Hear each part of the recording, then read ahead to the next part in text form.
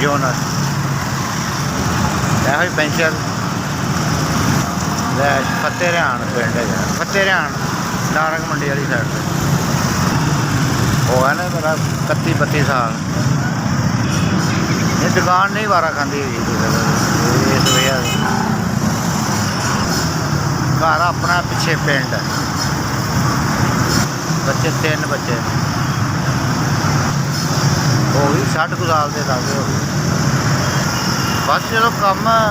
ਰੋਜ਼ੀ ਕਮਾਉਣੀ ਹੈ ਬਸ ਇਹ ਤੋਂ ਬਗੈਰ ਗੱਲ ਹੀ ਕੋਈ ਨਹੀਂ ਹੈਗੀ ਜਿੰਨਾ ਚਿਰ ਵਕਤ ਚੱਲੇ ਚਲਾਈਏ ਫਿਰ ਮਤਲਬ ਕੰਮ ਤੋਂ ਬਗੈਰ ਗੁਜ਼ਾਰਾ ਨਹੀਂ ਹੁੰਦਾ ਮਜ਼ਦੂਰੀ ਹੁਣ ਤੁਹਾਨੂੰ ਕੀ ਦੱਸਿਆ ਕਿ ਜਿਹੜਾ ਬੰਦਾ ਕੰਮ ਕਰਨਾ ਛੱਡ ਦੇਦਾ ਉਹ ਆਪ ਮੰਜੀ 'ਤੇ ਪੈ ਜਾਂਦਾ ਇਸ ਤਰ੍ਹਾਂ ਟੁਰੇ ਫਿਰੀਦਾ ਅਤੇ ਗੁਜ਼ਾਰਾ ਹੁੰਦਾ ਜਾਂਦਾ ਬਸ ਪੈਂਚਰ ਲਾਈ ਦਾ ਗਰੀਬ ਆਦਮੀ ਆਪਣੀ ਰੋਜ਼ੀ ਕਮਾਈ ਦੀ ਹੈ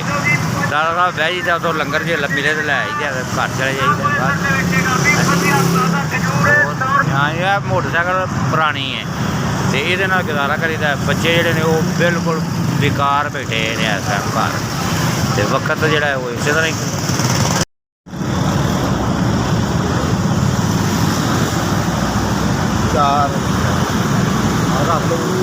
ਭਾਜੀ ਜਿਸ ਬੰਦੇ ਨੇ 4000 ਰੁਪਇਆ ਮੇਰੀ ਮਦਦ ਕੀਤੀ ਹੈ ਅੱਲਾਹ ਤਾਲਾ ਉਹਦਾ ਭਲਾ ਕਰੇ ਮੈਂ ਗਰੀਬ ਆਦਮੀ ਹਾਂ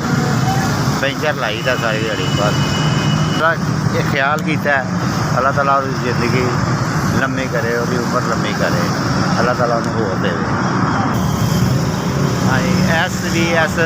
ਨੂੰ ਮੇਰਾ ਸਲਾਮ ਬੜੀ ਮਿਹਰਬਾਨੀ